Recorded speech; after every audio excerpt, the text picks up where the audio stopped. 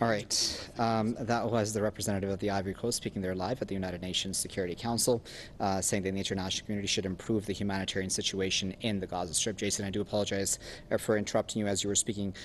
Please do tell us again, Jason, about what you were saying specifically, of course, about the situation vis-a-vis Gaza.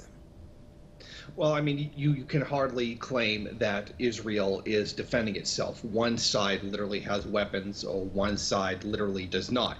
I mean, it's very clear that Israel is the one with all the military hardware in this situation, and it's one-sided. There's been, what, one, maybe two Israelis that have been injured in the entire thing, where there's been, I don't know what the count is at now. I know it's over 60 Palestinians have been killed by various means. So it's very clear that Israel is not defending itself. I mean, Israel has been the force that has been continually pushing the wall further and further, taking the land of Palestinians one by one, demolishing their homes and building new settlements. Is it the Palestinians that come in and take Israeli homes? No, it's the other way around. It's the Israelis who are taking the land of Palestinians, who don't even abide by their own rules, that don't even abide by the UN Security Council resolutions that have already written, never mind the 1967 borders, all the other countless UN resolutions regarding these matters. Israel has not lived up to. They have not made themselves accountable for any of the crimes that they have committed. I mean, this is the UN Security Council. I think we already know by now what's going to happen. The world is going to display a great deal of outrage at the disproportionate use of violence by Israel against Palestinians. And then there's going to be a proposal of what to do about it, or at least a statement or something coming out of the organizational body, which is going to be vetoed by at least the United States. I mean, this is basically a foregone conclusion. This is almost an act of theater at this point.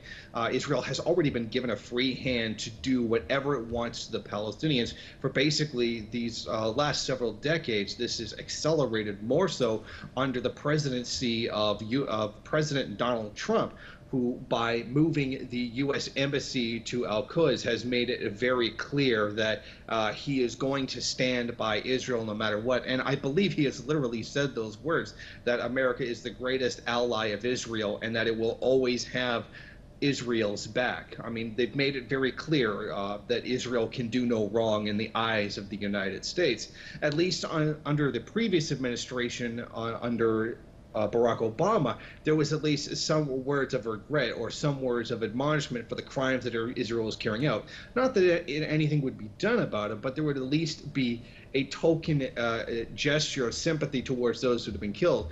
But at least that phony human face has been torn aside, that President Trump has now let the U.S. empire be seen for what it really is, the true face of how it sees the Palestinians as not people whatsoever, people whose lives don't matter in the very least. And this has been almost stock in trade of his presidency thus far, a complete cold-blooded indifference to human life, even if to some degree that being American lives as well.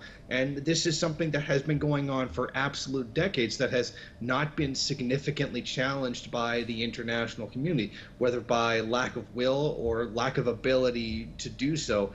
And it's very much an ongoing crime. And frankly, I don't see this UN Security Council meeting really having any significant effect, because anything it does will simply be vetoed by the United States.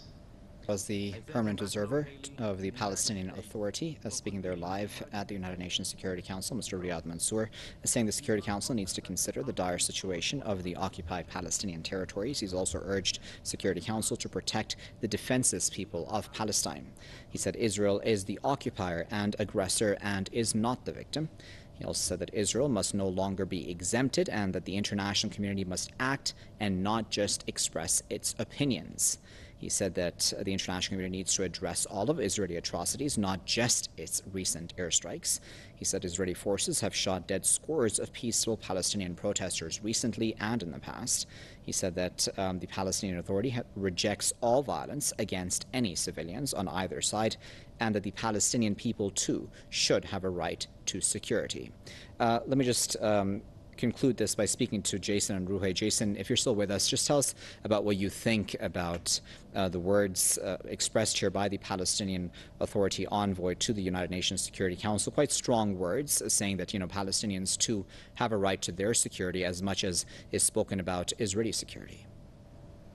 Well, strong words indeed, and strong words are well needed.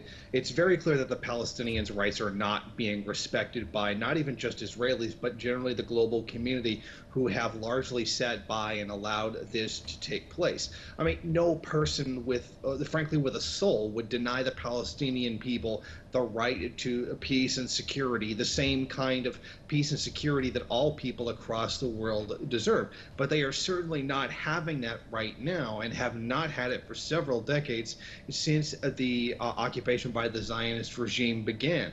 Palestinian people live in, frankly, terror most of the time that they are going to die. I've seen studies that say that 4 out of 5 Palestinian children suffer from some kind of post-traumatic stress disorder, either from Israeli attacks or home invasions or the abducting of loved ones, etc. And if you have a whole country of children who suffer from a mental illness like that, that speaks very much to the nature of the occupation that is being carried out by Israel.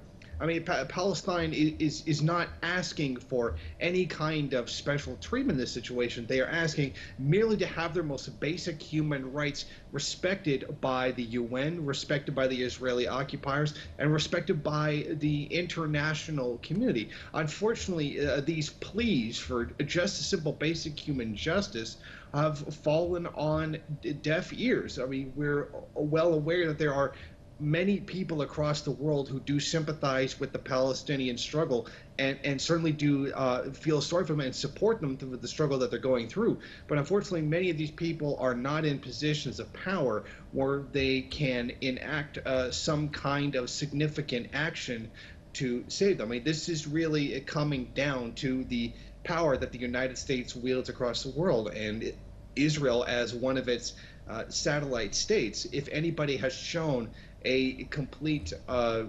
sociopathic behavior towards the rights and the lives of Palestinians, it's been not just the Israelis who murder them, but the Americans who give them the support in doing so. They who give them the money, give them the weapons, give them the political cover and the protection to carry out the crimes against these against the Palestinian people.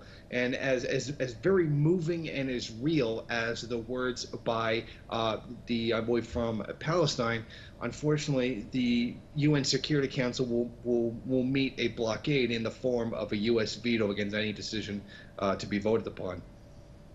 Very well. We'll leave it there at that, Jason. But of course, we do appreciate you taking your time out to speak to us here at PressTV, and for your patience to remain with us throughout that UN Security Council meeting. That was Jason Unruhe, political commentator, speaking to us live from Ontario. We were earlier joined by Shabir Hassan Ali and William Spring as well, and we of course appreciate their insights as well. And of course, we appreciate you viewers for joining us as well. We'll of course keep a very close eye on all the developments coming out of that UN Security Council meeting on Israeli airstrikes as well as Israeli violence, continuing violence towards peaceful Palestinians.